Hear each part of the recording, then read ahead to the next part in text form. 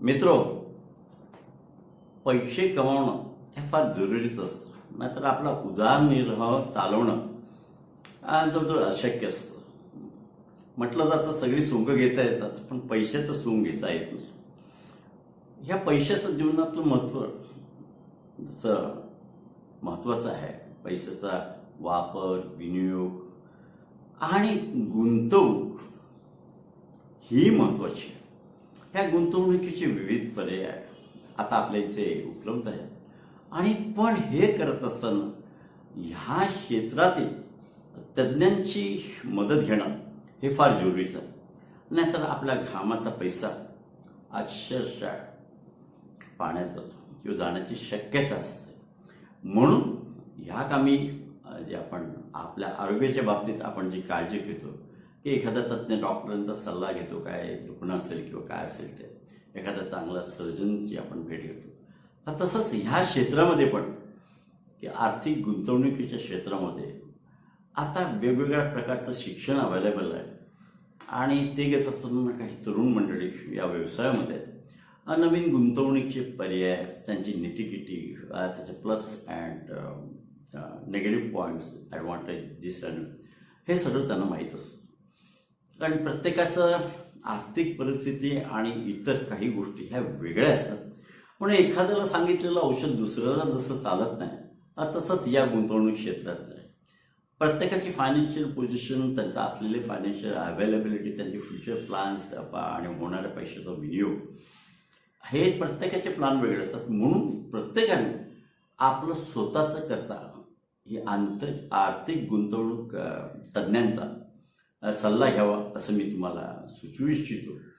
आणि हे करत असताना आपल्या वसईतील होळी इथे राहणारे श्री विनम्र राजन घरत हे आपल्याला आज वसईमध्ये उपलब्ध आहेत.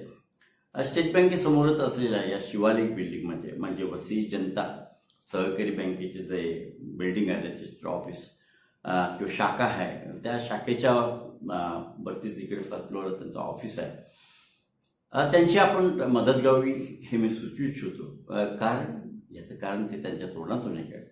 विनम्रने BMS केलेलं आहे, business bachelor in management studies. आणि पुढचं त्यांनी शिक्षण चार्टर्ड फायनान्शियल अनालिस्ट CFA हे एक इंटरनॅशनल पदवी हे त्यांच्याकडे आहे. त्याच्यामुळे ह्या विषयावरती बोलण्याचा त्यांचा जास्त हक्क आहे. त्याच्यामुळे मी आपली रजा घेतो आणि पुढचं आपलं निवेदन आणि या क्षेत्राचं खास गळके विनम्र आपल्याला सांगेल, याची मला खात्री आहे. आणि याचा आपल्याला बेनिफिट होईल हे पण मी एक आशा व्यक्त करतो. धन्यवाद. Stay tune. ओव्हर टू विनम्र घरत, BMS अँड CFA आर्थिक गुंतवणुकीबाबतचे तज्ज्ञ सल्लागार, तरुण तडफदार विनम्र घरत आपल्यासमोर आहेत. विनम्र हे जे तू क्षेत्र निवडलं याच्याबद्दलची थोडी एक माहिती आणि पुढे आपण हे गुंतवणुकीबाबतचे खास कळगे हे आपण आपल्या मित्रांना, आपल्या जनतेला सांगावं अशी मी तुला विनंती करतो. ओके. हाय, मी विनम्र घरत. मी BMS फायनान्स केलेलं आहे भवन्स कॉलेजमधून आणि त्याच्यानंतर CFA केला, दॅट्स चार्टर फायनान्शियल अनालिस्ट. ही टोटली इन्व्हेस्टमेंट रिलेटेड डिग्री आहे. It's equivalent to masters degree, triple masters degree. आणि ही US वरून दिली जाते. जसं CA अकाउंटसाठी असतं, CFA is totally into investments. मला 12 वर्ष एक्सपिरियन्स आहे या फील्डचा, कॅपिटल मार्केट्सचा. आणि मी बँकेमध्ये डॉयशे बँकेमध्ये काम केलेलं आहे, HDFC म्युच्युअल फंडमध्ये काम केलेलं आहे, वसई विकास सहकारी बँकेची ट्रेजरी सिंगल हँडेडली हँडल केलेली आहे. AUM म्हणजे असेट अंडर मॅनेजमेंट 450 करोड होता, त्याला मी हँडल करत होता. गेल्या 3.5 वर्षापासून मी स्वतःची कन्सल्टन्सी बिझनेस काढलेला आहे. आणि सध्या मी 14.5 करोडचा मी बिझनेस केलेला आहे विथ 202 क्लायंट्स विथ मी. बेसिकली मी सगळ्या इन्व्हेस्टमेंट रिलेटेड गोष्टी पाहतो. फायनान्शियल प्लॅनिंग एका माणसाचं right from age of 0 till age of 75 or till he dies, हे सगळे माझ्या क्लायंट्स आहेत. फॉर एक्झाम्पल, जन्माला आलेली मुलगी नाही तर मुलगा यांना जी गिफ्ट मिळतात त्यांची इन्व्हेस्टमेंट कशा करायचे टिल तुम्ही रिटायर होतात आणि post retirement at the age of 85 पर्यंत कसे जगतील याच्याबद्दल मी सगळ्यांची फायनान्शियल प्लॅनिंग करून देतो. What are the tools which I use apart from real estate? I use mutual funds, FDs, various bond funds, mutual funds, त्याच्यामधले equity mutual funds, debt mutual funds आणि specialise गोष्टी असतील, स्पेशलाइज प्लॅन्स असतील तर आम्ही equity म्हणजे शेअर्सचा use करतो. छान. हे तू आता ह्या सगळ्या इन्व्हेस्टमेंट ॲव्हेन्यूजची तोंड ओळख करून दिलेली आहे. तर ह्याच्याबद्दल आता सगळ्या लोकांचा सर्वपरिचित आणि काही वेळा काही लोकांचा म्हणजे जे सिनियर सिटीजन्स आहेत त्यांचा लाडका असलेला एक पर्याय म्हणजे फिक्स्ड डिपॉझिट्स किंवा तरुणांचा किंवा मध्यमवर्गीयांचा असलेला म्हणजे आपले बिल्डिंग रिअल इस्टेटमध्ये गुंतवणूक अशासारखे हे पर्याय आहेत. म्युच्युअल फंड आहे म्हणजे तसं बघितलं जातं की हा म्युच्युअल फंड हा कन्सेप्ट प्रगत देशामध्ये सर्रास वापरला जातो. कारण काही वेळा त्या ह्या उद्योगातील म्हणजे आर्थिक गुंतवणुकीच्या बाबतीत जो एक चांगला पर्याय उपलब्ध आहे की शेअर मार्केटमधली इन्व्हेस्टमेंट, त्याच्या बाबतीत थोडे गुंतवणूकदाराने सजग राहणं आणि त्याला ती माहिती असणं फार आवश्यक असतं. पण हे सगळे असताना ह्या सगळ्या प्रकारातील खास कळगे आणि तू ह्या आपल्या मित्रांना या जनतेला कसं चांगल्या रीतीने गाईड करू शकेल हे थोडं एक्सप्लेन कर. ओके, म्युच्युअल फंड्स हा अतिशय फ्लेक्सिबल असा इन्स्ट्रुमेंट आहे. इन्स्ट्रुमेंट म्हणजे काय की फायनान्शियल इन्स्ट्रुमेंट म्हणजे काय, एक ऑप्शन आहे की तिथे तुम्ही जाऊन इन्व्हेस्ट करू शकतात. आता म्युच्युअल फंड्स सांगितलं का लोक बोलतात इक्विटी म्युच्युअल फंड्स, त्याच्यावर म्हणजे म्युच्युअल फंड्स इक्विटीमध्ये इन्व्हेस्ट करणार नाही तर शेअर मार्केटमध्ये इन्व्हेस्ट करणार हा लोकांचा समज आहे. पण म्युच्युअल फंड्स 3 प्रकारचे आहेत. पहिला इक्विटी म्युच्युअल फंड, तो सगळ्यांना माहिती आहे.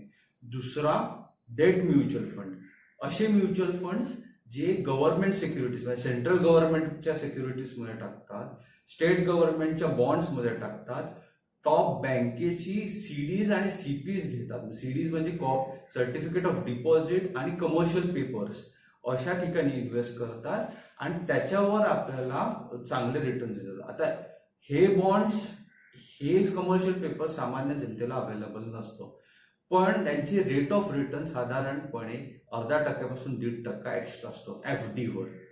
तर तो पण एक चांगला ऑप्शन आहे जर कोणीही बघत नाही. तो FDच्या पर्यायी एक डेट म्युच्युअल फंड आहे. हा पण अतिशय सेफ, सेक्युअर आणि हाय यील्डिंग प्रोडक्ट आहे. आणि थर्ड प्रकारचा म्युच्युअल फंड आहे हा कमोडिटीज म्युच्युअल फंड. तर कमोडिटी म्युच्युअल फंड्समध्ये एकदम इझिएस्ट एक्झाम्पल सांगायचं झालं तर गोल्ड म्युच्युअल फंड. म्हणजे तुम्ही जो गोल्ड बॉन्ड्स घेतात नाही तर गोल्ड फिजिकल गोल्ड्स घेतात त्याच्यावरती तुम्ही डायरेक्टली म्युच्युअल फंड थ्रू रूटनी गोल्डमध्ये घेऊ शकतात. हे 3 प्रकारचे म्युच्युअल फंड्स आहेत. पण जसं मी सांगितलं की ज्येष्ठ नागरिकांचा म्हणजे दोज हू गेट रिटायर्ड त्यांचा पहिला कल असतो की हे फिक्स्ड डिपॉझिट एखाद्या कंपनीचे म्हणा किंवा एखाद्या बँकेचे घेऊन त्याच्यामध्ये गुंतवणूक करून जे काय व्याज येतं त्याच्यावरती ते त्यांची गुंतवणूक. But putting all eggs in one basket is very dangerous thing. आणि इथे काही वेळा सामान्य लोकांची चूक होते.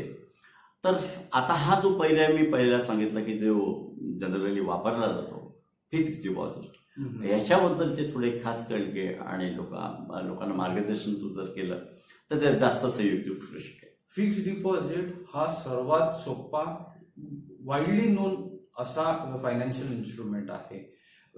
तुम्ही सर्टन अमाऊंट एक फिक्स ठेवायची बँकेकडून आणि दर महिन्याला क्वार्टरली, सेमी अॅन्युअली नाही तर इयरली और क्युम्युलेटिव्हली तुम्हाला व्याज दिलं जाते.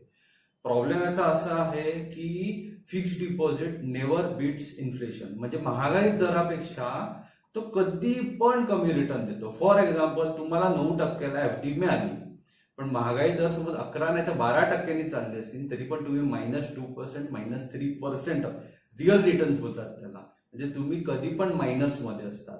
तर irrespective of depositing any amount in bank U will be in minus. थोडाफार तुम्ही इन्व्हेस्टमेंट करायला पाहिजे फिक्स डिपॉझिटमध्ये, पण 100% ॲज आय सेड 100% कधीच fix deposit or in fact any instruments मध्ये करायला नाही पाहिजे. फिक्स डिपॉझिट्स मध्ये पण बरेच पर्याय आहेत. सिम्पल वेनीला फिक्स डिपॉझिट जो असतो तुम्ही बँकेत जाऊन करतात ते, पण सिनियर सिटीजनसाठी सिनियर सिटीजन सेव्हिंग स्कीम आहे ती युजली जास्ती रेट देतो. आता साधारणपणे 7.4% देत आहे रिटर्न. नॅशनल सेव्हिंग सर्टिफिकेट आहे, KVC आहे, त्याच्यामध्ये पण तुम्ही करू शकता, पण लिमिटेड असायला पाहिजे. किती लिमिटेड असायला पाहिजे? तुमच्या टोटल पोर्टफोलिओच्या 20%च्या वरती नाही. हा पण कधी यूज व्हायला पाहिजे? एक तर रिटायर झाल्यानंतर तुम्हाला मंथली इन्कम पाहिजे असेल तर, नाहीतर जो यंग असेल त्यांना ऍज अन इमर्जन्सी फंड म्हणूनच यूज केला पाहिजे. त्याच्यावरती फिक्स डिपॉझिटचा काहीही फायदा नाही. बरोबर. तसंच गव्हर्नमेंटच्या पण ह्या गुंतवणुकीच्या क्षेत्रामध्ये will come to the other points afterward, but since now it is you are talking about the saving scheme like fix deposit, ज्या म्हणजे गव्हर्नमेंटच्या ज्या सुकन्या योजना आहेत किंवा रिकरिंग पोस्टाची बचत खाते, पोस्टाच्या सेव्हिंग स्कीम्स आहेत, ह्याबद्दलची थोडी आता ही त्या पण ह्या फिक्स डिपॉझिटच्या सदृश्य असतात, पण तिथे असलेली सिक्युरिटी जास्त असते. राईट. त्याच्यामुळे आता या घसरणाऱ्या फिक्स डिपॉझिटच्या रेट हा आपण सगळा बघतो. नॅशनलाइज बँकेमध्ये 5-6% आता होतं आणि दर वर्षी तो खाली होते. त्याच्यामुळे सिनियर सिटीजनच्या बाबतीत ज्यांना पेन्शन नसते, प्रायव्हेट सेक्टरमध्ये काम केलेल्या लोकांची पुष्कळांना पेन्शन नसते, आणि हे असताना ते करत असताना ती गुंतवणूक करताना हे रेट जेव्हा खाली जातात तेव्हा त्यांना आर्थिक चटके जास्त लागतात. You are rightly pointed out की आपण ह्या फिक्स डिपॉझिटमधल्या गुंतवणुकीतून we cannot beat the inflation. हा एक धोका असतो. तरी पण, आणि you are rightly pointed out की फिक्स डिपॉझिटमध्ये तरलता जास्त असते. You can withdraw your FD within 2-3 hours or 15-30 minutes at any point of time. ही तरलता त्याच्यामध्ये तुम्हाला एखाद्या तातडीची पैशाची जरूरत आहे, एक हॉस्पिटलायझेशन असतं, एखादं काही तातडीची लागत असते, तर त्या कामी ही तरलता तुम्हाला फिक्स डिपॉझिट जास्त देऊ शकते असं मला वाटतं. राईट. आता ह्या थोड्या गव्हर्नमेंटच्या स्कीम्स आहेत डिपॉझिट, याच्याबद्दल किसान, आता तुम्ही उल्लेख केला किसान विकास पत्राचा, त्याचप्रमाणे बाकीचे काही स्कीम असतील त्याची थोडी तोंड ओळख द्यावी असं मी तुला. ओके. सिनियर सिटीजन स्कीम ही सर्वात फेमस स्कीम आहे apart from vanilla fix deposits. Senior citizens काय, एक तर तुम्ही पहिले VRS घेतलं असेल, or if you are age of 60 you can create that account. म्हणजे तुम्ही कुठल्याही स्टेट बँक, कुठल्याही नॅशनलाइज बँकेमध्ये नाही तर पोस्ट ऑफिसमध्ये जाऊन ही डिपॉझिट तुम्ही ओपन करू शकता. 5 वर्षाचा लॉक इन असतो, त्याच्यामध्ये 3 वर्ष हार्ड लॉक इन, म्हणजे त्याच्यामध्ये तुम्ही पैसे काढता नाही, आणि 5 वर्षाची स्कीम असते, त्याच्यामध्ये तुम्हाला साधारणपणे 7.4%चा रिटर्न मिळू शकतो. इंटरेस्ट हा क्वार्टरली मिळतो आहे, आणि एकच ऑप्शन अवेलेबल आहे, क्वार्टरली इंटरेस्ट अवेलेबल, त्याच्यावरती काही नाही. This is only exclusively for senior citizens. Second आहे तो सुकन्या समृद्धी योजना. ती पण एक चांगली स्कीम आहे which has introduced by this current BJP government, की जेणेकरून तुम्हाला मुलगी झाली असेल तर तिच्या पुढच्या शिक्षणासाठी ऑर लेट्स से फ्युचरसाठी तुम्ही तिच्या नावाखाली डिपॉझिट करू शकतात. सर्वात बेस्ट पार्ट आहे की इंटरेस्ट रेट भरपूर जास्त आहेत त्यांना, समवेअर अराउंड 7.9% to 8.5%, जसं मार्केटची सिच्युएशन असेल त्याप्रमाणे, आणि ते टॅक्स फ्री आहेत, टॅक्स डिडक्टेबल आहेत. तर हा मोठा ऍडव्हान्टेज सुकन्या समृद्धी योजना करतो. किसान विकास पत्र आणि नॅशनल सेव्हिंग सर्टिफिकेट हे पोस्टाच्या स्कीम्स आहेत, जेणेकरून तुम्हाला टॅक्स लगेच लागत नाही, इंटरेस्टवर टॅक्स लगेच लागत, म्हणजे TDS नाही लागत, आणि त्यामुळे तुम्हाला एंडला चांगला रिटर्न मिळायची शक्यता असते, जसं इंटरेस्ट रेट असेल त्याप्रमाणे. पण प्रॉब्लेम हा एकच आहे, भले लिक्विडिटी जास्ती असेल तरी पण हा इन्फ्लेशन रेट बीट नाही करत असेल तर त्याला लॉंग टर्म मध्ये इन्व्हेस्टमेंट करून काहीही फायदा नाही होत. म्हणजे सुकन्या समृद्धी योजनाचं सांगायला गेलं तर साधारणपणे त्याला 15 वर्षाचा पिरियड असतो. ऍट द एज ऑफ 0 तुम्ही स्टार्ट केलं मुलीसाठी or at the age of 1 start केलं तरी पण 15 वर्ष हा मोठा कालावधी आहे आणि त्याच्यामध्ये 8% काही मिळत नाही. You can go head and calculate the rate of return how much you will receive on 8%. त्याच्यावरती you can always invest in a better financial instrument. 2 financial instruments सांगायचे गेले तर equity mutual funds or shares. But again you should consult your financial advisor before investing in this kind of securities. Yes, absolutely right. आपण सर्वजणी होऊ शकत नाही. घरामध्ये आपण जेवण जेवत असतो तरी पण एखाद्या चांगल्या रेस्टॉरंटमध्ये जाऊन आपण चांगला डिशचा आस्वाद घेतच असतो. आपल्याला वाटतं बरेच ह्याच्यामध्ये शिक्षण घेतलेले काही असतात पण सर्वांग सुंदर म्हणजे संपूर्ण ज्ञान काही वेळा आपलं नसतं आणि काही वेळा काही मोहापोटी आपलं तिकडे बळी जाण्याची शक्यता असते. म्हणून तज्ज्ञांचा सल्ला घ्यायला पाहिजे. हा जो टॅक्स ॲस्पेक्ट आहे त्याची आपण नंतर घेऊया. पण आता ही थोडी फिक्स डिपॉझिटचं सांगितलं, म्युच्युअल फंडाचं सांगितलं. आणखी कोणते पर्याय म्हणजे आता रिअल इस्टेट बाबतचं आजची परिस्थिती आणि तुझं असलेले याच्यावरती विचार नंतर हे याच्याबद्दल तू जरा बोलावं. ओके, रिअल इस्टेट इंडियामध्ये one of the most expensive real estate in the world. आता तुम्ही सांगते की ओके US मध्ये डॉलर्समध्ये असतं 7 कोटी 8 कोटीचे बंगले असतात, फ्लॅट्स असतात आणि इंडियामध्ये 70 लाख 80 लाख 1 कोटी 1.5 कोटी. त्याचे तो जेव्हा डिफरन्स तुम्ही असा विचार केला तर आपल्याला वाटते इंडियामध्ये स्वस्त आहे. But when you look at rental yield, that is तुम्हाला जो रेंट मिळतो एका फ्लॅटवर आणि ते divide by your current value of your real estate, तो साधारणपणे 2 ते 2.5% आहे. And that is I am overstating. म्हणजे हा मी बेस्ट केस सिनारिओ सांगतो. कधी कधी असं होतं तुम्हाला 1%च्याही खालती मिळतात. म्हणजे काय एक्झाम्पल, साधारणपणे 1 कोटीचा फ्लॅट असेल तर तुम्हाला वर्षामध्ये 2 लाखाचा तुम्हाला रेंट पण नाही मिळत. तर तो रेंटल यील्ड भरपूर कमी आहे. तेच बघायला गेलं युरोप, जपान आणि अमेरिकामध्ये तोच यील्ड आहे साधारणपणे 5 ते 5.5%. म्हणजे तिथे 1 कोटीचा फ्लॅट नाही तर प्रॉपर्टी असेल ते 5 ते 5.5 लाख रुपये मिळतील. आपल्याकडे तेवढा मिळत नाही. सेकंड महत्वाची गोष्ट आहे की तुमचं कॅपिटल अप्रिशिएशन.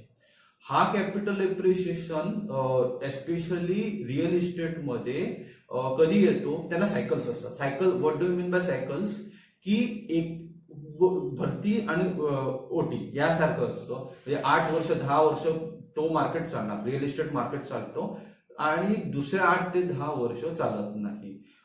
स्पेसिफिकली गेल्या 8 वर्षामध्ये 8 ते 10 वर्षामध्ये रिअल इस्टेटनी खरं बघायला गेलं तर रिटर्न काहीही दिला नाही. पण त्याच्या 10 वर्षा पहिले it has given a very good returns. Now why it has given good returns? The only reason is inflation. Real estate can match inflation but cannot beat inflation. हा सर्वात महत्वाचा गोष्ट आहे. म्हणजे जेव्हा काँग्रेसचे गव्हर्नमेंट होतं तेव्हा आपलं इन्फ्लेशन साधारणपणे 10-11च्या रेटने चाललेलं होतं आणि त्या रेटमुळे तुम्हाला तुमचे प्रॉपर्टी प्राइसेस पण तेवढा फास्ट वाढत होत्या. सेम आता बघायला गेलं तर इन्फ्लेशन रेट आहे तो साधारणपणे 4.5 ते 5% आहे. पण तुमच्या प्रॉपर्टीचे प्राइसेस तेवढेही वाढत नाही. सो बेसिकली रिसर्च सांगतो की real estate can give you returns up to inflation. इन्फ्लेशनलाच मॅच करू शकतो, त्याच्यावरती बीट करू नाही शकत. So there is no real return in investing in Indian real estate properties. Second, हा आपण फक्त रिअल इस्टेट बघितला, ते पण रेसिडेन्शियल बघितलाय. There are 2 more assets in real estate. So basically commercial real estate म्हणजे काय बोलतात आपण त्यांना, की त्याच्यामध्ये आपण इन्व्हेस्ट करू शकतात. पण प्रॉब्लेम एस्पेशली वसई आणि मुंबईमध्ये असं आहे की तुम्हाला गाय मिळणार नाही. सगळे बिल्डर्सनी ते गाय कधीच विकत नाही, त्यांच्याच नावावर ठेवतात आणि त्याच्यावर रेंट कमवतात.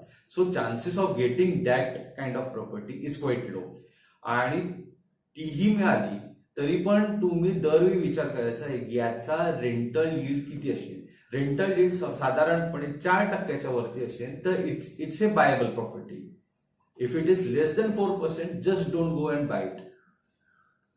Same goes for industrial real estate. आता हा इंडस्ट्रियल रिअल इस्टेट म्हणजे काय, कोल्ड स्टोरेज, गोडाऊन्स हे केलेले जातात आणि त्याचा रेंटल यील्ड आहे तो साधारणपणे 7% ते 8.5% असतो, हायएस्ट इन द इंडस्ट्री. पण त्याचे रेट्स, कॅपिटल एप्रिसिएशन रेट्स वाढत नाही, एवढा फास्ट वाढत नाही. पण that is also a very good investment. ही प्रॉपर्टी कुठे मिळते तुम्हाला, की तुम्हाला इंडस्ट्रियल बेल्ट्स असतील. For example Vasai east is a industrial belt, so you can go head and enquire for those kind of properties. But again as I said, you should always consult your financial advisor. समज तुमच्या risk ॲपिटाईट आणि तुमच्या financial कंडिशनला ह्या properties बसत नसेल, जे most of the cases Indian लोकांना थ्रू आहे, तर या प्रॉपर्टीज नाही घेतलेल्या बऱ्या. भले सगळं चांगलं दिसते, पण या प्रॉपर्टीज युजली घेतल्या नाही बघा. फायनल एस्पेक्ट मी सांगतो, एस्पेशली लोन घेऊन जो रिअल इस्टेट इन्व्हेस्टमेंट करतो तो सर्वात खराब आहे. You will save money on taxes, but you will pay very high rate of return. So actually आमच्याकडे कॅल्क्युलेशन आहे, आम्ही स्वतःने रिसर्च केला आहे. Over a period of time इन्व्हेस्टमेंटसाठी तेवढा रिटर्न मिळत नाही. हो, छप्पर पाहिजे असेल डोक्यावर, म्हणजे तुम्हाला राहायचं घर पाहिजे असेल तर डेफिनेटली बाय करा, पण इन्व्हेस्टमेंटसाठी अजिबात बाय करा. There are better assets than real estate. Absolutely right. ह्याच्यामध्ये गुंतवणूक करताना जसं आपल्याला प्रचलित असलेला फ्लॅट्स किंवा बंगल्यामधली इन्व्हेस्टमेंट हा जसा एक पर्याय आपण आहे, त्याच्यामध्ये आता हे तू दोन जे पर्याय सांगितले, एक ते कमर्शियल गाळे आणि इंडस्ट्रियल इस्टेट. पण या दोन पर्यायामध्ये कमर्शियल गाळे म्हणा, थोडी मोठी अमाऊंट त्याच्यामध्ये टाकावी लागते, आणि तसंच इंडस्ट्रियल इस्टेटमध्ये पण तुमच्याकडे असलेली पुंजी मोठी असावी लागते आणि दॅट इज डिस्पोजेबल पैसे असले पाहिजे. आज and don't put again all eggs in one basket. याच्याबद्दलचं चांगलं गायडन्स विनम्र तुम्हाला द्यायचंच. आर्थिक गुंतवणूक करताना बरेच ऑप्शन हे मृगजळासारखे असतात. बाहेर लांबून बघताना ते चांगले वाटतात, पण त्याच्यातली खासे कळली आहे. पुन्हा त्याच्यासाठी तज्ज्ञांची मदत लागते. आताच म्हटल्याप्रमाणे म्युच्युअल फंड एक नवीन संकल्पना म्हणण्यापेक्षा हा एक चांगला मार्ग असू शकतो, आणि ह्याबद्दलची जास्त माहिती आता आपल्याला विनम्र सांगेल. ओके. म्युच्युअल फंड हा अतिशय फ्लेक्सिबल असा फायनान्शियल इन्स्ट्रुमेंट आहे, आणि त्याच्यामध्ये तुम्ही 0 डे म्हणजे 0 दिवसापासून ते टिल 100 इयर्स तुम्ही इन्व्हेस्टमेंट करू शकता. एवढी फ्लेक्सिबिलिटी त्या फंड्समध्ये असते. पण कुठला फंड कधी वापरायचा, कुठे वापरायचा, कसा कॉम्बिनेशन करायची, हे प्रत्येकाच्या फायनान्शियल रिस्क प्रोफाईलवर डिपेंड असते आणि त्याच्या ऑब्जेक्टिव्हवर. एक्झाम्पल सांगायचं झालं की एक न्यूली मॅरिड कपल ह्यांचं ऑब्जेक्टिव्ह असणार आहे की बाबा मुलगा झाला, मुलगी झाली, मूल झाल्यावर 20 वर्षानंतर त्याला हायर एज्युकेशनला बाहेर पाठवायचं असेल तर त्यांना भरपूर खर्च असतो. सध्या तरी 35 लाखापर्यंत खर्च होतो. 20 वर्षानंतर तोच खर्च वाढून साधारणपणे 1.5 करोड होणार आहे. तर हे पैसे कसे जमवायचे, तर त्याला एक वेगळा प्लॅन असतो, म्हणजे तो 20 वर्षाचा प्लॅन झाला. सेम गोज फॉर रिटायरमेंट, 30-35 इयर्सचं रिटायरमेंट. पण एक कोऑपरेट असेल, नाहीतर पार्टनरशिप फॉर्म असेल, त्याला फक्त एका दिवसासाठी नाहीतर एका आठवड्यासाठी इन्व्हेस्टमेंट करायची असेल, ह्याला वेगळा असा इन्व्हेस्टमेंट ऑप्शन अवेलेबल असतो. अगेन सांगायचं झालं, ह्या सगळ्या गोष्टी तुम्हाला गुगलवर मिळणार नाही. गुगलमध्ये काय मिळणार, बेस्ट म्युच्युअल फंड ऑफ 2021, त्याच्यावरती तुम्हाला काही मिळू शकत नाही. And that is very dangerous. Y? Google काय करते की सर्वात जास्ती त्या वर्षी, त्याच्या आदल्या वर्षी किती जास्ती रिटर्न मिळालेला आहे त्याप्रमाणे तुम्हाला लिस्टिंग देते. पण ती किती रिस्की आहे की किती कमी रिस्की आहे हे कधीच दाखवत नाही. म्हणजे तुम्हाला हाफ इन्फॉर्मेशन और हाफ बेक्ड इन्फॉर्मेशन मिळते, म्हणजे पार्शियल इन्फॉर्मेशन, पूर्ण इन्फॉर्मेशन मिळत नाही. आणि तुम्ही गुगलच्या रेकमेंडेशनवर 2 पैसे वाचवण्यासाठी डायरेक्ट ऑनलाईन नाही तर डायरेक्टली इन्व्हेस्ट करतात. पण एंडला काय होतो, जो रिझल्ट आहे, the investment is either too risky to handle और very less risky which will not give you returns, म्हणजे तुम्हाला रिटर्न्स कमी मिळणार, पण एंडला ही डिसअपॉइंटमेंट होऊन जाणार.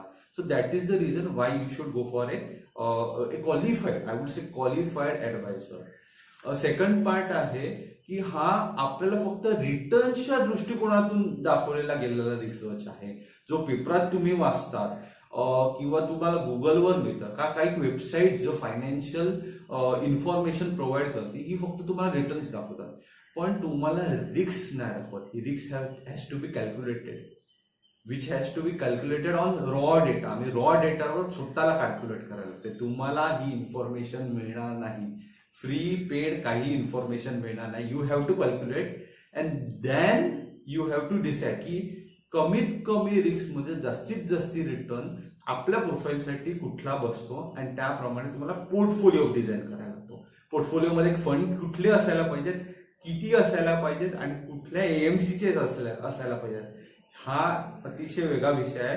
त्याला भरपूर रिसर्च करायला लागतो आणि हा परत इंटरनेटवर अवेलेबल नाही मिळत. अजून एक सांगायचं झालं की people don't look at there mutual fund managers. Mutual fund manager हा कोण असतो की तुमचे जे पैसे म्युच्युअल फंडात टाकलेले असतात, तो तुम्हाला तुमच्या वतीने मार्केटमध्ये, शेअर मार्केट नाही तर डेट मार्केटमध्ये, डेट म्हणजे बॉन्ड मार्केट, याच्यामध्ये तुमच्या वतीने इन्व्हेस्ट केला जातो. हे अतिशय क्वालिफाईड असतात. They are CAs, they are CFAs like me, they are from IIMs, IITs आणि बाहेरच्या कॉलेज म्हणजे London business school, LSE, Harvard, MIT या ठिकाणाहून असतात. Very highly qualified. One more thing, AMCs म्हणजे असेट मॅनेजमेंट कंपनीज, यांच्याकडे एवढा पैसा असतो, एवढे रिसोर्सेस असतात की ते जाऊन रिसर्च करू शकतात की कुठले शेअर्स घ्यायचे, कुठले बॉन्ड्स घ्यायचे, किती प्रमाणात घ्यायचे, किती वेळ ठेवायचे, टॅक्टिकल म्हणजे शॉर्ट टर्मसाठी ठेवायचे की लॉंग टर्मसाठी ठेवायचे, त्याची व्हॅल्युएशन, त्या शेअरमध्ये नाही तर त्या कंपनीमध्ये फ्रॉड आहे की नाही, हे सगळं ते चेक करतात आणि मग इन्व्हेस्टमेंट करतात. हे सामान्य माणसाला अवेलेबल नाही मिळत. तर शक्यतो शेअर्समध्ये जाण्यापेक्षा म्युच्युअल फंड्समध्ये गेलेलं बेटर आहे. का? सेम म्युच्युअल फंड्स शेअर्समध्ये इन्व्हेस्ट करतात, डेटमध्ये इन्व्हेस्ट करतात, तुम्हाला ऑलमोस्ट सेम नाही तर बेटर रिटर्न्स मिळणार.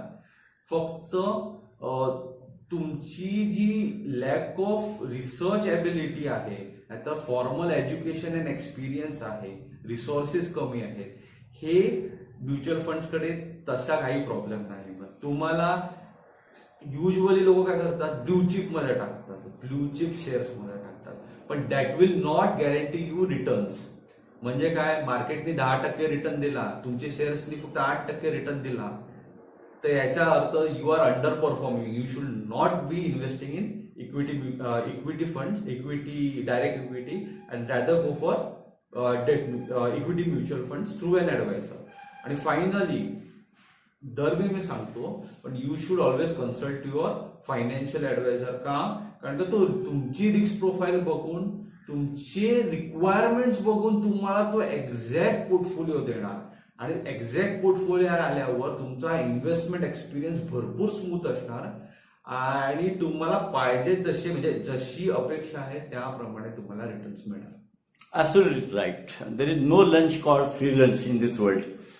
आपण थोडे काही पैसे जर या गुंतवणुकीच्या क्षेत्रामधल्या सल्ल्यासाठी गुंतवणूक जर केली, तर या क्षेत्रामधला आपल्याला जो मिळणारा ॲडवाईस असतो हा फार महत्त्वाचा ठरू शकेल. नाहीतर हे फार मोठं गुंतवणुकीचं क्षेत्र म्हणजे फार धोक्याचं आहे. म्युच्युअल फंडातली इन्व्हेस्टमेंट करताना जसा त्या गुंतवणूक, त्या फंड मॅनेजर्सचा रिसर्च असतो, त्या ॲसेट मॅनेजमेंट कंपन्यांचा जसा रिसर्च असतो, तर अशा कंपन्यांचा, अशा फंड मॅनेजचा रिसर्च विनम्रसारखी कन्सल्टंट हे स्वतः करत असतात. तर त्यांचा काही रॉ डाटा तर पण ते कलेक्ट करून त्यांच्या पद्धतीने अनालिसिस करत असतात आणि हे सगळं ते करतायत म्हणून आपले थोडी फी त्यांना देणं जास्त संयुक्तिक ठरेल. विनम्र, आपण आता म्युच्युअल फंडबद्दल चांगलं बोलले. आपण तसंच एक जनतेला म्हणजे काही थोडे शिकलेले असतील म्हणा किंवा आर्थिक ज्ञान आहे असं त्यांना वाटतंच म्हणा, आणि ह्या लोकांचा कल शेअरमधील गुंतवणूक ह्याच्यामध्ये जातो. एक ते इन्व्हेस्टर म्हणून जर त्यांनी गुंतवणूक केली चांगल्या सल्ल्याने तर ती ठीक आहे. पण काही वेळा ह्या लोकांचा कल डे ट्रेडिंग सारख्या गोष्टीमध्ये जातो आणि टिप बेस कोणीतरी शेअर मार्केटमधला कोण असतो किंवा ब्रोकर असतो त्याच्याकडून काहीतरी टिप मिळते, पैसे टाकले जातात, मार्केट कोसळतं आणि मग रात्री त्याला झोप लागत नाही, मोठं नुकसानचा फटका बसलेला होता. तर ह्या कमी थोडं तुझं मार्गदर्शन मिळालं तर बरं. पहिले इट्स अ जनरल डिस्क्लोजर. कोणी इक्विटीमध्ये इन्व्हेस्टमेंट करायला पाहिजे ज्याचे फायनान्शियल ऑब्जेक्टिव्ह क्लिअर झाले असतील, or they are investing for their financial objective. Financial objective काय असतात? सिम्पल सांगायचं गेलं तर मुलाचं लग्न, मुलाचं हायर एज्युकेशन आणि तुमचं स्वतःचं रिटायरमेंट, या 3 गोष्टींचं तुम्ही पूर्ण फायनान्शियल प्लॅनिंग केली असेल आणि त्याच्यावरती तुमचे पैसे उरत असतील तर तुम्ही जाऊन इक्विटीमध्ये इन्व्हेस्ट करा. हा फर्स्ट आहे. सेकंड आहे, तुम्ही किती करणार? 50,000 1 लाखांनी हल्ली काही होत नाही. वाय? जसं सांगितल्याप्रमाणे you should not keep all your eggs in one basket. म्हणजे काय? 4-5 शेअर घेऊन तुमचा पोर्टफोलिओ कधीच नाही होणार. You should have at least 15 to 20 shares to diversify. म्हणजे एक कंपनी बुडली तरी दुसऱ्या 14-15 शेअर्स आहेत की ते अख्खा तुमचा पोर्टफोलिओ उचलून धरण्यासाठी मदत करते, म्हणजे तुमचे रिटर्न्स कमी होणार नाही. हा 2 डिस्क्लोजर्स आहेत. फायनली हे कोणी केलेलं असेल, एलिजिबिलिटी क्रायटेरिया कोणी कम्प्लीट केली असेल तर त्यांनी कशी इन्व्हेस्टमेंट करावी? First thing, you should not do day trading. Day trading हा सट्टा, लिटरली सट्टा असतो आणि सट्टामध्ये हु विन्स? The casino wins. म्हणजे ब्रोकर असतो तोच तो कधी पण जिंकतो. का? त्याला 100% कन्फर्म फीज मिळत राहते आणि तुम्हाला you have to face the losses or profit. ती रिस्क तुमच्या हँडलमध्ये आहे. सेकंड आहे, तुमचे जे एक्सपेन्सेस असतात, brokerage expenses can run very high. Third आहे की तुम्हाला 15% टॅक्स, शॉर्ट टर्म टॅक्स भरायला लागतो. हा नॉर्मल लोकांना माहिती आहे, पण तुम्ही डे ट्रेडिंग केली तर it will be counted as a speculative investment which will result into 50% taxation, 50. हे तुम्हाला सीए सांगणार. तुम्हाला हा स्पेक्युलेटिव्ह इन्व्हेस्टमेंट बद्दल तुम्हाला कोणीही देणार नाही information. But if you do a speculative investment as known as day trading, you will incur 50% taxation on your gains. म्हणजे कमवले किती आणि टॅक्सेशन आणि एक्सपेन्सेस मध्ये किती गेले ते पण आपल्याला बघायला लागतं. And this is a luck based game, म्हणजे तुमच्या तकदीरवर असणारा गेम आहे. So day trading should not be done by anyone. म्हणजे तुम्हाला खरंच मजा करायची असेल, थ्रिल अनुभव करायचा असेल तर एसएल वर्ल्ड आणि इमेजिकाला जा आणि तिथे अनुभव करा, पण डे ट्रेडिंग करू नका. Finally, if you want to invest for very long term तर मग अशा कंपन्या निवडा ज्या भरपूर मोठ्या आहेत, that is blue chip companies. Second आहे, त्यांना डेट ही भरपूर कमी असली पाहिजे आणि त्याच्यामध्ये फ्रॉड नसला व्हायला पाहिजे आणि ती कंटिन्युअस ग्रो व्हायला पाहिजे. म्हणजे somewhere around 10 to 12% revenue increase व्हायला पाहिजे. अँड फायनली हे झाल्यानंतर तुम्हाला व्हॅल्युएशन करता यायला पाहिजे. एका कंपनीच्या शेअरची व्हॅल्यू किती आहे? फॉर एक्झाम्पल, त्या कंपनीची शेअरची व्हॅल्यू 100 रुपये असेल पण मार्केटमध्ये 150 रुपयाला चालली असेल तर it is not a buy. You don't have to buy that kind of shares. तेच ऑपोजिट असेल, 80 रुपयाला मिळत असेल शेअर आणि त्या कंपनीची व्हॅल्युएशन 100 रुपीजवर असते, you can go head and buy it. Now how will you value that company? बरेच मेथड्स आहेत, प्राइसिंग आणि डिस्काउंटिंग मेथड्स आहेत. या सामान्य लोकांना मिळत नाही, हे गुगलमध्ये पण नाही मिळत. तर you have to consult a research or equity research analyst to do it. Brokers हे तुम्हाला चांगल्या रिसर्च देणार नाही, त्यांना विकायचं असते. ते तुम्हाला ते काय विकतील ते देणार. Second, one more thing, especially people who look at news, daily news, की जे पेपरामध्ये येतं, नाहीतर तुम्ही बिझनेस न्यूज बघतात, CNBC और टाइम्स अशा याच्यामध्ये असतात, त्याच्यामध्ये त्यांचे सल्लागार तुम्हाला इन्व्हेस्टमेंट टिप्स देतात. हे टिप्स कधीच ऐकायचे नाही. तुम्ही आता बघितलं असेल 14 जानेवारीला सेबीनी एका टीव्ही अँकरला बॅन केलेला आहे. Why? Because of insider trading. म्हणजे तुम्हाला खोट्या न्यूज देतात और फसव्या न्यूज देतात, कंपनीचे शेअर प्राइसेस वाढवतात आणि त्यांचे कोण रिलेटेड असतील ते त्यांचा स्टॉक विकून टाकतात हायर प्राइसला आणि तुम्हाला फसवतात त्याच्यामध्ये. नेक्स्ट टाइम स्टॉक पडल्यानंतर तुम्हाला लॉसेस होतात. तर याच्यामध्ये पडायचं नाही. So day trading is not to do. इक्विटीमध्ये परत करायचं असेल तर you have to have a very good portfolio. आणि खरं बघायला गेलं तर सामान्य लोकांकडे तो पण रिसोर्स नाही मिळत. So let's say yes bank ही पडणार आहे और there is a fraud going on yes bank. How can a common man know? त्यांना जेव्हा न्यूजपेपरमध्ये आल्यावरच समजतं, नाहीतर बातम्यांमध्ये आलं पडल्यानंतरच समजतं. देर आर व्हेरियस इन्स्टन्सेस, म्हणजे किंगफिशर सारखी बघायला गेली, जेट एअरवेज सारखी बघितले, या बऱ्याच गोष्टी अशा झालेल्या आहेत की फ्रॉड डिटेक्ट करणं it's again A very niche skill आणि सामान्य लोकांना ती शिकवली गेली नाही. इनफॅक्ट असं आहे की शेअर्स आणि शेअर्स बद्दल रिलेटेड काही गोष्ट आपल्याला right from school to college कुठलाही सब्जेक्ट त्याच्यावर घेतलेला नाहीये. So the best thing, if you want to earn money, पैसाच कमवायचा असेल तर तज्ञाचा सल्ला घ्या. तो फी छोटी घेईन पण त्याच्या 100 पट तुम्हाला कमवून देईल. हा पैसा फार महत्वाचा आहे. आपल्या घामाचा पैसा आपण जेव्हा गुंतवणूक त्याची करतो तो जास्त सेफ राहावा आणि आपल्याला त्याच्यामधून जास्त रिटर्न मिळायला पाहिजे. जे इन्फ्लेशन म्हणजे जे महागाई आहे त्याला एक सावरून घेता येईल किंवा इन्फ्लेशन कॅन बी बीट असा एक पर्याय आणि वेगवेगळे पर्याय उपलब्ध आहेत. त्याच्याकरता आर्थिक गुंतवणूकदारांचा सल्ला घेणं फार महत्त्वाचं आहे. गुंतवणूक क्षेत्रातील विविध पर्यायांचं विश्लेषण आपल्याला वसितीत तरुण तडफदार आर्थिक गुंतवणूक सल्लागार विनम्र घरत हे करत आहेत. आणि हे करत असताना एक मिथ किंवा एक चुकीचा विचार केला जातो, तो म्हणजे इन्शुरन्स सेक्टर.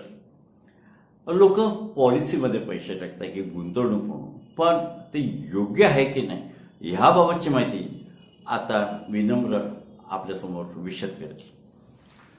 इन्शुरन्स हा रिस्क मॅनेजमेंट टूल आहे. जिथे एक निगेटिव्ह इव्हेंट तुमच्या लाईफमध्ये झाली म्हणजे डेथ, तर तुम्हाला एक सम एश्युअर्ड मिळणार आहे. सो बेसिकली हा सम एश्युअर्ड भरपूर मोठा पाहिजे. हल्लीच्या जमान्यामध्ये 1 कोटीच्या वरती असलेलाच पाहिजे. आणि हा 1 कोटीचा सम एश्युअर्ड फक्त आणि फक्त टर्म इन्शुरन्सच देतो. जे वेगळे वेगळे टाईप्स आहेत, for example money back, endowment आणि युलिप पॉलिसीज, हे तो कव्हरेज देत नाही. म्हणजे काय, लेट से एक मॅरिड कपल असेल विथ 2 चिल्ड्रन्स आणि त्यांनी एक फ्लॅट घेतला असेल ऑन लोन, लेट से 50 लाखाचा लोन घेतलेला असेल. सगळं नॉर्मल चाललंय, ब्रेड विनर गोज आउट, म्हणजे नवरा बाहेर जातो आणि त्याचा ऍक्सिडेंट होऊन तो मरतो. तर जेव्हा तो मरतो तर तो काय पाठी ठेवून जातो की बाबा मी कर्ज घेतलेलं आहे, त्यांनी कर्ज घेतलंय ते पाठी ठेवून जातं आणि त्याच्या बायकोला आणि त्याच्या मुलावर तो फायनान्शियल बर्डन भरपूर येतो. अशा वेळी तुमची इन्शुरन्स विल सेव्ह यू. आता इन्शुरन्स कुठला यूज करायला पाहिजे, हा मनी बॅक असून तो छोटे इन्शुरन्स असतात त्याच्यावर तुम्हाला काही रिटर्न्स मिळणार नाही. और लेट से त्यांना त्याची व्हॅल्यू तेवढी नसते. लेट से मॅक्सिमम 20-25 लाख पर्यंत सामान्य माणूस परवडू शकतो. पण तुम्ही टर्म इन्शुरन्स घेतला स्पेशली 1 कोटीचा, त्याचा प्रीमियम साधारणपणे भरपूर कमी असतो, 7 ते 12 हजारापर्यंत असतो वर्षात. तर तो 1 कोटीचा घेतला तर तुमचं जो लोन असतो त्या फ्लॅटवर तर तो आरामात भरून ऍडिशनल पैसे राहतील, जेणेकरून त्या फॅमिलीचा उदरनिर्वाह व्हायला पाहिजे अशा वेळी. तर जे आपल्याला शिकवलं जाते की बाबा तुम्ही जगले वाचले तर तुम्हाला इन्शुरन्सचे तुम्ही जे प्रीमियम भरले आहेत ते तुम्हाला रिटर्न मिळतील. पण रिसर्चमध्ये असं बघितलं जाते, रिसर्चमध्ये असं आढळून येते की तुम्हाला त्या तुमच्या बिहेवियरल याच्यावर की माझे पैसे बुडतील, समज मी जगला वाचलं तर माझे सगळे पैसे बुडतील म्हणून मोठा प्रीमियम देतात आणि छोटी सम एश्योर्ड देतात. तर अशा गोष्टींचा काही फायदा नाही. का रेट ऑफ रिटर्न आहे अशा पॉलिसीचा 4 ते 5% आणि 4 ते 5% इन्फ्लेशन तर बीट होणारच नाही. दुसरे जे ऑब्जेक्टिव्ह आहेत म्हणजे मुलाचं शिक्षण आहे, लग्न आहे, बायकोची रिटायरमेंट, नंतर नवऱ्याची रिटायरमेंट असणार, ती गरजा भागवू नाही शकत. नंबर मोठे दिले जातात पण त्याचा रिअल प्रॅक्टिकल लाईफ मध्ये काही उपयोग होत नाही. तर कुठलाही वर्किंग पर्सन असेल right from age 20 to age 55 पर्यंत सगळ्यांकडे एक टर्म इन्शुरन्स असायलाच पाहिजे. आणि एकदा तुम्ही एक टर्म इन्शुरन्स एस्पेशली 1 करोड और 1 करोड प्लस घेतला तर दुसऱ्या कुठलाही लाईफ इन्शुरन्स घ्यायची गरज नाही. There is no need to buy any other life insurance. फक्त टर्म इन्शुरन्स प्रिफर करा.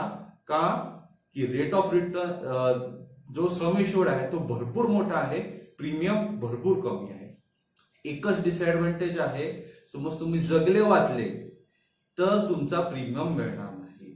पण प्रीमियम एवढा कमी असतो की इट डझंट मॅटर की तुमचे तेवढे पैसे गेलेले असतात. 7,000 रुपये वर्षाला म्हणजे साधारणपणे 550 रुपये पर मंथ होऊन जातं. 7,000 रुपीज पर इयर म्हणजे 5,500 रुपीज पर मंथ. आणि 5,500 रुपीज डिवायडेड बाय 30 केले तर साधारणपणे 17 रुपये होतात. 17 रुपये म्हणजे एका वडापावची किंमत आहे. तर तुम्ही तुमच्या फॅमिलीसाठी, हे फक्त फॅमिलीसाठी प्रोडक्ट आहे, तुम्ही फॅमिलीसाठी 17 रुपये पर डे देऊ नाही का शकत. फक्त टर्म इन्शुरन्स घ्या, तुम्हाला भरपूर फायदा होईल. वा, सुंदर विश्लेषण या टर्म इन्शुरन्स तू केलेलं आहे याच्याबद्दल धन्यवाद. कारण आता तू सांगितल्याप्रमाणे एखादा फ्लॅट असला लोनवरती आणि काही अपघाताने जर पती गेला तर त्या कुटुंबाची वाताहात होण्याची शक्यता असते. असं होऊ नये म्हणून तरुण वयामध्येच हा इन्शुरन्स घ्यावा. Whether you have purchase your plan to purchase flat or not. पण आपण अपघातात गेलो, जरी आपलं लोन नसलं, अपघातात गेलो तरी आपल्या पाठीमागे आपल्या कुटुंबाचा आर्थिक गरजा भागवण्यासाठी ही जी टर्म इन्शुरन्स घेतल्यानंतर अपघाताने गेल्यानंतर मिळणारी जी अमाऊंट आहे ही फार कामी आहे. लोकांना वाटतं काही वेळा, अरे प्रीमियम भरतो, मी 60 वर्ष जगलो, त्याच्यानंतर मला काही मिळणार नाही. हा असा निगेटिव्ह विचार करू नका. आपल्या फॅमिलीचा पहिला विचार करा. आणि विनम्रपणे सांगितल्याप्रमाणे जर दिवसाला 17, 18, 20 रुपयाचा जर खर्च त्याच्याकरता पर डे येत असेल तर ती फार मोठी अमाऊंट आहे असं मला वाटत नाही. त्याच्यामुळे मी तरुण उद्योजक, तरुण नोकरीदार मंडळींना, इतर लोकांना हे सांगेल की हा टर्म इन्शुरन्सचा पर्याय आपण स्वीकारावा आणि आपल्या कुटुंबाची काळजी. हे विनम्र सांगत असताना इन्शुरन्समधलं हेल्थ इन्शुरन्स हे पण एक सेक्टर आहे की आपल्या तब्येतीची काळजी घेताना हे जे आजकाल मेडिकलचे एक्सपेन्सेस एवढे वाटलेले आहेत आणि त्याचं आपण कोणते पर्याय आपण स्वीकारू शकतो ह्याबद्दल तो थोडं गायडन्स कर. Okay, health insurance again it's one of the most important risk management tool सगळ्यांकडे असायला पाहिजे. आता हेल्थ इन्शुरन्स घेताना काय काय लक्षात यायला पाहिजे. So there are few pointers. First pointer is की तुम्ही जो इन्शुरन्स पॉलिसी घेतात त्याच्यामध्ये कोपे नावाची टर्म्स आहे काही नाही बघायला लागणार. कोपे म्हणजे काय की जेव्हा तुम्हाला 1,000 रुपयाचं बिल आलं, लेट्स से 1,000 रुपीजचं बिल आलं, त्याच्यामध्ये 80% तुम्हाला कंपनी तुमचं क्लेम देणार आणि 20% तुम्हाला बेअर करायला लागणार. अशा पॉलिसीज घ्यायच्या नाही. अशा पॉलिसीज घ्यायच्या की जिथे तुम्हाला 100% पेमेंट मिळायला पाहिजे. युजली हे को पेमेंट का होतं की प्रीमियम कमी करण्यासाठी ह्या गिमिक्स यूज केल्या जातात. पण जेव्हा तुम्हाला आजारी होतात, हॉस्पिटलमध्ये ऍडमिट करतात, तर तुम्हाला अपफ्रंट पैसे भरायला लागतात आणि त्याच्यानंतर तुम्हाला इन्शुरन्स कंपनी देते. तर अशा वेळी अशा पॉलिसीज घ्यायच्या नाही. 100% पेमेंट देणाऱ्या पॉलिसीज बघायला पाहिजेत. सेकंड आहे तुमची रूम रेंट लिमिट किती आहे. So what is room rent limit, की तुमची जी बिलिंग होते हॉस्पिटलमध्ये ही तुमच्या रूमच्या कॅटेगरीवर डिसाईड होते. फॉर एक्झाम्पल शेअरिंग आहे, लोएस्ट लेवलची शेअरिंग आहे, ट्रिपल शेअरिंग आहे, डबल शेअरिंग आहे, सिंगल, ड्युलक्स, प्रीमियम अशा प्रकारचे रूम्स असतात आणि सगळ्यांची प्राइसिंग वेगळी असते. डॉक्टर सेम असली, ट्रीटमेंट सेम असली तरी पण रूमच्या प्रमाणे तुमची प्राइसिंग, फायनल बिल हा वेगळा असणार आहे. तर मोस्ट पॉलिसीज म्हणजे बऱ्याच पॉलिसीज काय करतात की त्याला कॅपिंग करतात. कॅपिंग म्हणजे काय, मॅक्सिमम याच्यावरती घेऊ नाही शकत आणि हा मॅक्सिमम लिमिट किती आहे, 1% for normal hospitalisation, 2% for ICU. म्हणजे 5 लाखाची पॉलिसी घेतली तर 1% म्हणजे 5,000 रुपये पर डेच्या वरती तुम्ही रूम मध्ये जाऊ नाही शकत. मग अशा वेळी असं होतं की 5 लाखाचा पॉलिसी आहे, 3 लाखाचं बिल येऊ शकते, पण तुम्हाला ट्रिपल शेअरिंग मध्ये जायला लागतं त्या टर्म्स अँड कंडिशन्स प्रमाणे. तर अशा पॉलिसीज घ्यायच्या नाही ज्या पॉलिसीज रूम रेंट लिमिटची बंधन नाही टाकत, कंडिशन्स नाही टाकत, अशाच्या मला. So this are the 2 points. Third point आहे की तुमचं नेटवर्क किती आहे, तुमच्या हॉस्पिटल नेटवर्क किती आहे. ते युजली ज्या मोठ्या कंपनीज असतात, एस्पेशली HDFC आहे, ICICI लोंबार्ड आहे, अशा कंपनीज आहेत ना, त्या बऱ्याच कॅशलेस प्रोव्हाइड करतात आणि ते 10,000 हॉस्पिटलच्या वरती त्यांचं नेटवर्क आहे, तिथे तुम्हाला कॅशलेस सुविधा प्रोव्हाइड केल्या जातात. So try चुझिंग those kind of products. Fourth आहे की तुम्हाला बोनस किती मिळाला जातो. मेजर पोर्शन असं होतं की पॉलिसीमध्ये तुम्हाला बोनस मिळत नाही. एस्पेशली गव्हर्नमेंटच्या पॉलिसीज असतात त्यांना तुम्हाला बोनस कमी मिळतो, भरपूर कमी मिळतो, नाहीतर काहीही मिळत नाही. Usually 100% of the bonus, 100% of a sum assured should be given as a bonus.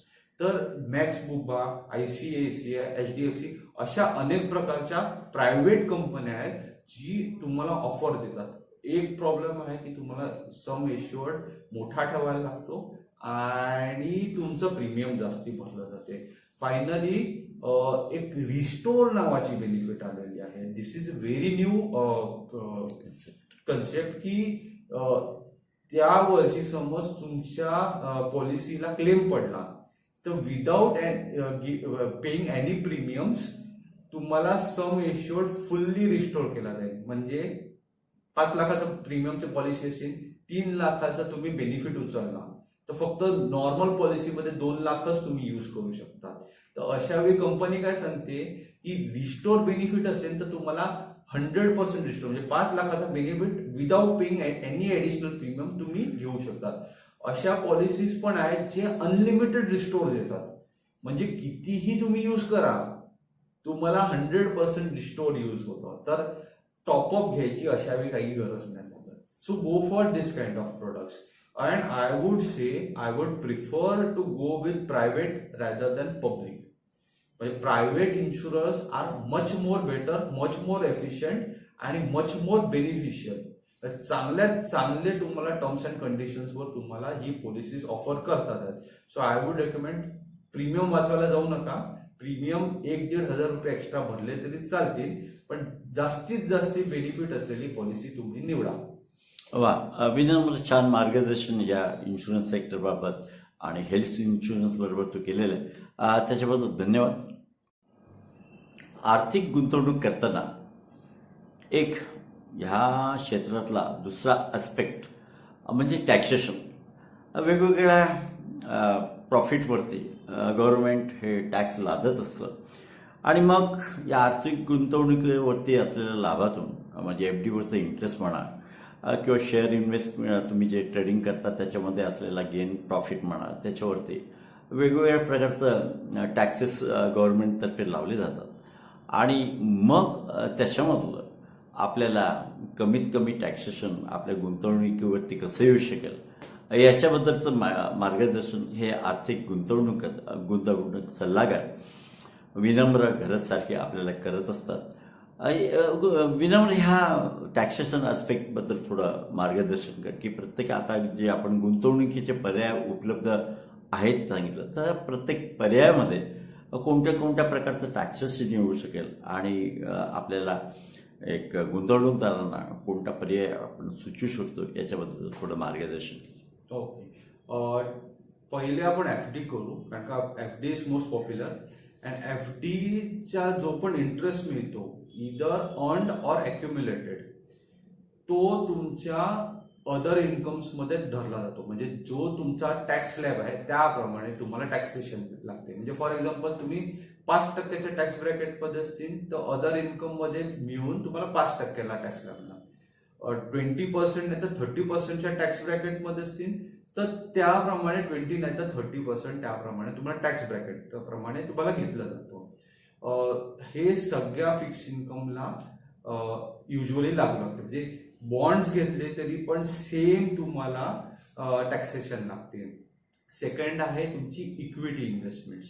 Equity इन्व्हेस्टमेंट्सला एका वर्षाच्या खालती असेल त्याला शॉर्ट टर्म इन्व्हेस्टमेंट्स बोलतात आणि एका वर्षाच्या वरती जी इन्व्हेस्टमेंट्स केल्या असतील त्याला लॉंग टर्म बोलतात आणि दोघांना वेगळे टॅक्सेशन आहेत. शॉर्ट टर्मला 15% of your profits will be tax, म्हणजे 15% टॅक्स लागणार तुमच्या प्रॉफिटवर. एका वर्षाच्या पेक्षा जास्ती असतील तर त्याच्यावर तुम्हाला पहिल्या 1 लाखावर 0% टॅक्स भरायला लागतो आणि 1 लाखाच्या वरती समज झाली तर you are eligible to pay 10% tax, only 10% on your profits excess of 1 lakh. आता स्पेक्युलेटिव्ह इन्व्हेस्टमेंट्स म्हणजे डे ट्रेडर्स जे असतात त्यांना फ्लॅट 50% टॅक्स लागतो प्रॉफिटवर. So you have to note that. Equity mutual फंडसाठी पण सेम आहे लागू, सेम टॅक्सेशन आहे शॉर्ट आणि लॉंग साठी. डेट इन्व्हेस्टमेंटसाठी तो पॅरामीटर शॉर्ट आणि लॉंग साठी. शॉर्ट टर्म म्हणजे 3 इयर्सची इन्व्हेस्टमेंट, 3 इयर्स आणि 3 इयर्सच्या खालची इन्व्हेस्टमेंट. लॉंग टर्म म्हणजे 3+ इयर्स ऑफ इन्व्हेस्टमेंट.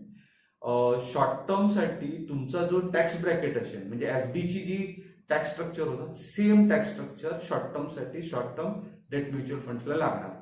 पण तुम्ही 3 वर्षाच्या वरती केली तर तुम्हाला 2 पर्याय दिले जातात. एक आहे तुम्ही जो पण प्रॉफिट कमवला त्याच्यावर 10% टॅक्स भरा फ्लॅट, और इंडेक्सेशन करून तुम्हाला 20% मिळवा. युजली असं होतं की इंडेक्सेशन करून ना तुम्हाला 0% टॅक्स भरायला लागतो.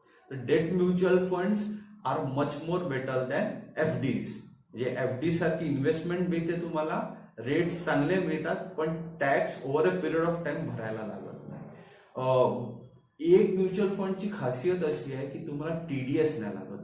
देर is nothing called as TDS. म्हणजे तुम्ही फक्त गुंतवून ठेवले, जोपर्यंत तुम्ही पैसे काढत नाही तोपर्यंत तुम्हाला या टॅक्सेस भरायची गरज नाही. CA ला दाखवायची गरज नाही, TDS भरायची गरज नाही. म्हणजे वयवर्ष 20 ला भरलेला जो इन्व्हेस्टमेंट केलेला आहे म्युच्युअल फंड्स मध्ये ते वयवर्ष 70 पर्यंत पण ठेवलं तरी तुम्हाला त्याच्यावर टॅक्स भरायची गरज नाही. हे 2 मेजर्स आहेत. रिअल इस्टेटवर तुम्हाला 2 इयर्सची तुम्हाला टॅक्सेशन बेनिफिट असतो. म्हणजे 2 इयर्सच्या खालती तुम्ही इन्व्हेस्टमेंट करून ठेवले असेल तर तुम्हाला शॉर्ट टर्म लागतो, short term capital gain tax लागतो. आणि 2 इयर्सच्या वरती केलेला असेल त्याला लॉंग टर्म लागतो. लॉंग टर्मला पण सेम गोज की जो पण गेन असेल त्याला इंडेक्सेशन करून तुम्हाला 20% टॅक्स भरायला लागतो. आणि त्याला पण 0 करायचं असेल तर गव्हर्नमेंटनी 50 लाख रुपये तुम्हाला ऍडिशनल इन्व्हेस्टमेंट करून एस्पेशली 54 EC बॉन्ड्स मध्ये इन्व्हेस्ट केली तर तुम्हाला टॅक्स 0 होण्याची शक्यता आहे. नाही तर टॅक्स भरपूर कमी होतो. नाही तर तुम्ही रेसिडेन्शियल प्रॉपर्टी तुम्ही सेल केली असेल तर दुसरी रेसिडेन्शियल प्रॉपर्टी 50 लाखापर्यंत बाय करू शकतात. मॅक्सिमम 50 लाख अवेलेबल आहे. छान, हे चांगल्या प्रकारचं मार्गदर्शन विनम्र तू हे केलेलं आहे, त्याच्याबद्दल पुन्हा एकदा धन्यवाद. हे सगळं करत असताना भारतातील कुटुंब व्यवस्था आणि त्याबाबत असलेली जी खास काळजी म्हणजे आपण जेव्हा आपली मुलं असतात त्यांच्याकडून आपण असा जनरली विचार केला जातं की त्यांनी आपल्याला सांभाळावं. पाश्चात्य देशामध्ये तसलं काय थोडं वेगळ्या प्रकारचं जीवन पद्धती आहे. 17-18 वर्षाचा झाल्यानंतर मुलगा स्वयंपूर्ण होतो आणि हे करत असताना पाश्चात्य देशामध्ये हेल्थ बेनिफिट शासन गव्हर्नमेंटतर्फे दिले जातात. आफ्टर 60 ओल्ड एज हे मोफत असतात काही प्रमाणात. पण त्याच्याकरता जेव्हा ते कार्यरत असतात ती त्यांच्या प्रकारची ती एक डिडक्शन त्यांच्याकडून घेतलं जातं. पण नंतर ते त्यांच्या आयुष्यामध्ये त्यांच्या आरोग्याची काळजी घेतली जाते आणि एक चांगलं गुंतवणूक क्षेत्र पण पाश्चात्य देशामध्ये पुढारीत आहे. आणि मग त्या रिटायर्ड लोकांना किंवा ठराविक वरिष्ठांना त्यांचं उत्पन्नाचं सूत्र चालू असतं. They can live without any returns from their children. पण भारतामध्ये जीवन पद्धतीमध्ये तसं नाही. ह्याबद्दलचे तुझे विचार काय हे तू इथे विशद करावे हे मी तुला विनंती करतो. ओके, आपण भारतामध्ये बोलण्याच्या पहिले आपण दुसऱ्या देशामध्ये काय चाललंय ते पहिले आपण जाणून घ्यायला पाहिजे. एस्पेशली अमेरिका, युरोप, जपान आणि चायना. चायनामध्ये सगळ्यांना माहिती असेल की 1 चाइल्ड पॉलिसी होती, ती 2013 मध्ये ती काढून टाकून ती 2 चाइल्ड पॉलिसीवर आली. पण रिसर्च करताना आम्हाला आढळलं की जी लोक आहेत, जे कपल्स आहेत, they prefer 1 child policy only. म्हणजे भले त्यांना 2 मुलं काढायची मुभा दिलेली असेल तरी पण ते prefer to go for 1 child. Why? असं झालेलं आहे की गेल्या 40 वर्षामध्ये त्यांना एकच मूल आणि सगळ्या कपल्सला एकच मूल आणि एकच मुलगी होत असते. तर अशा वेळी त्यांची ज्या नवीन जनरेशनचं जेव्हा लग्न होतं तेव्हा त्यांना त्यांच्या फ्युचरसाठी फायनान्शियल भरपूर बर्डन असतं. म्हणजे जे एक्सपेन्सेस फ्युचरमध्ये येणार असतात त्याचे मोठं बर्डन असतं. त्यांचं जे आपत्ती आलं असतं, मूल आलेलं असतं, त्यांच्या फायनान्शियल फ्युचरसाठी पण एक मोठं फायनान्शियल बर्डन असतं.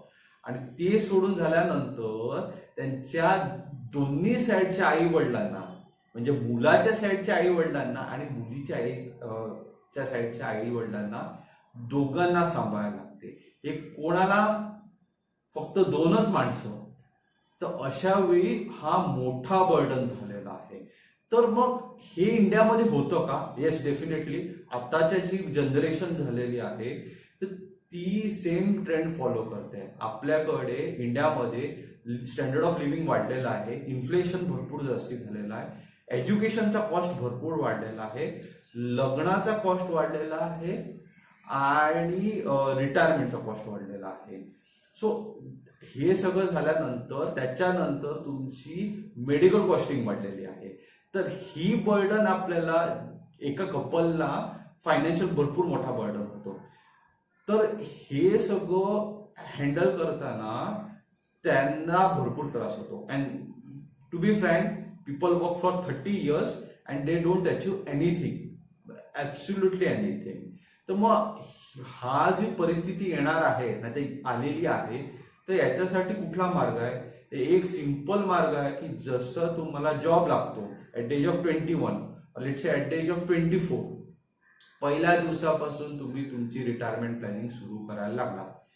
People are not going to work for till age of 60. हे पॉसिबल राहायला नाही मिळत आता, कारण का स्ट्रेस लेवल भरपूर जास्ती असतो. People will work for at least 20 years or 25 years and not more than that. आणि त्या 25 वर्षामध्ये तुम्हाला सगळे फायनान्शियल बर्डन्स, रिस्पॉन्सिबिलिटीज ही पार पाडायला लागते आणि ते करण्यासाठी तुम्हाला लवकर स्टार्ट करायला लागणार. सो पहिली सॅलरी जे तुम्ही आईला देतात, नंतर बाबांना देतात, आता देवाच्या समोर ठेवतात, त्याच्यामधले 20%, ॲटलिस्ट 20% हा तुमच्या रिटायरमेंट फंडसाठी तुम्ही पहिल्या दिवसापासून तज्ज्ञाला विचारून स्पेसिफिक फंड्समध्ये टाका, जेणेकरून तुम्हाला फ्युचरमध्ये तेवढा प्रॉब्लेम होणार नाही. And start on day 1, don't delay. हाच एक पर्याय आहे आणि त्याला दुसरं कुठलंही सोल्युशन ऑर अल्टरनेट सोल्युशन नाही मिळत. तहान लागल्यावरती आपण विहिरी खोदणार का? हा एक फार महत्त्वाचा प्रश्न आज जनतेसमोर आहे आणि त्याचं सोल्युशन एक छानपैकी विनम्रने आपल्यासमोर ठेवलेलं आहे. आता जवळजवळ हा एक फार चांगलं विश्लेषण आज ते गुंतवणूक क्षेत्रातलं विनम्रने त्याच्या ह्या बिझी शेड्यूलमधून मला जो हा इथे वेळ दिला त्याचं मी आभार मानतो. एवढे खास करणे इन्व्हेस्टमेंट क्षेत्रातील आर्थिक गुंतवणूक क्षेत्रातील विनम्रने सांगितलं. पण विनम्र ही आपण जरी रेसिपी फुल दिली असली तरी काही टिप्स तू आपल्या ह्या गुंतवणूकदारांना देऊ शकेल का? ओके, सिंपल सांगायचं गेलं, I will tell you some tips, easy tips to handle your financial management. First tip आहे अशी आहे की पे युअर सेल्फ फर्स्ट. म्हणजे ज्या दिवशी तुम्हाला सॅलरी मिळते त्याच्यामधले ॲटलिस्ट 20% हे तुमच्या पर्सनल सेव्हिंग्स करून ठेवा. यूज नका करू, जस्ट सेव्ह. 80% मध्ये तुम्हाला काही करायचं असेल ते तुम्ही हँडल करा. So first is pay your self 20% of your income. Second tip आहे की जे सेव्हिंग केलेलं आहे त्याच्यावर तुम्ही इन्व्हेस्ट करा. म्हणजे नुसतंच सेव्हिंग करून नका ठेवू, FDs आणि सेव्हिंग अकाउंट मध्ये ठेवू नका, त्याला इन्व्हेस्ट करा. त्याच्यावर तुम्हाला प्रॉफिट मिळेल. जेवढं प्रॉफिट तुम्हाला मिळेल त्याच्यावर पण तुम्हाला प्रॉफिट, म्हणजे क्युम्युलेटिव्ह ग्रोथ बोलतात और कंपाऊंडिंग ग्रोथ बोलतात. तर कंपाऊंडिंगचा जो फायदा असा आहे की त्याला प्रॉफिटवर प्रॉफिट मिळतं, नाही ते इंटरेस्टवर इंटरेस्ट मिळत राहतं. जो इंटरेस्ट तुम्ही कमवता त्याच्यावर पण तुम्हाला इंटरेस्ट मिळतो. आणि अल्बर्ट आइन्स्टाईननी असं सांगितलेलं आहे की compounding is 8 wonder of the world. If anyone knows how to do it he will be one of the richest. आणि हा सिद्धांत वापरून वॉरेन बफेट हा जगातला वन ऑफ द मोस्ट श्रीमंत माणूस, one of the most richest माणूस झालेला आहे. थर्ड पार्ट आहे, जसं तुम्हाला नोकरी लागली नाहीतर जसं तुम्ही बिझनेस स्टार्ट केला, तुमचे इन्शुरन्स अप टू डेट असायला पाहिजे. म्हणजे टर्म इन्शुरन्स, हेल्थ इन्शुरन्स आणि ऍक्सिडेंटल इन्शुरन्स हा तुमचा असायलाच पाहिजे.